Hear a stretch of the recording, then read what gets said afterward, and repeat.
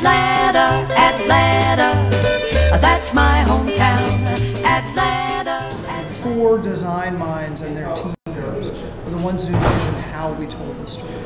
And I think that their storytelling, combined with all the work we did to get authentic stories from people who were in the movement, from SNCC, from the HBCUs, from Atlanta, from elsewhere, human rights defenders today, all of those stories came into the process. And then those design minds said, this is how you tell it to an audience who's walking through a museum facility. That all came together to be what you see. I like the layout of it. I like how it was very categorized for what was going on at the time. And I noticed, like, as you go up, it gets lighter and lighter, kind of making you more optimistic for the future. So I liked it. That was powerful.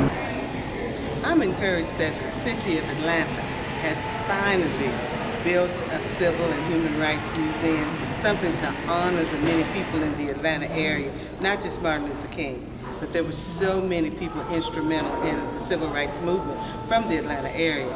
I think children, even young babies, can start to learn. And we also hope that it will serve as a wonderful affirmation to those persons who are now older, who are actually part of the movement, to see that their history is being preserved.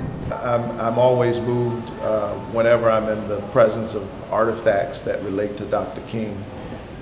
He is continually the standard bearer for those of us who are concerned about how we make our lives matter. I also think the space where they had sitting at the counter where you could put your hands down there and you could actually hear the suffering, the beating and the dogs and the commands that were given.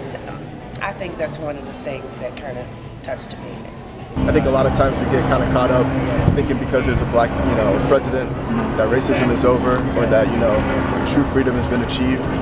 And that's a misconception. I think that there's still a lot of work that needs to be done, and it's relevant inside the museum. So I think that's something that'll empower the people out here. Cool. I think they can expect something personal.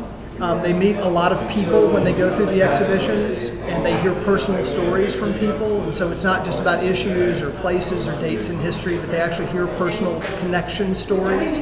I think they can expect to have a connection to something very personally, so they can see themselves in the story, or they can see something that they're very familiar with in the story. And then I think they can also expect to be inspired. Overall, the design of the place, the way that it's laid out, the storytelling is really meant to inspire them to go wherever they live and to do something. So I think they can expect, in some ways, to be challenged, but also in some ways to be empowered to then go do what they want to do. And sing in the words of the old Negro spiritual, free at last, thank God Almighty.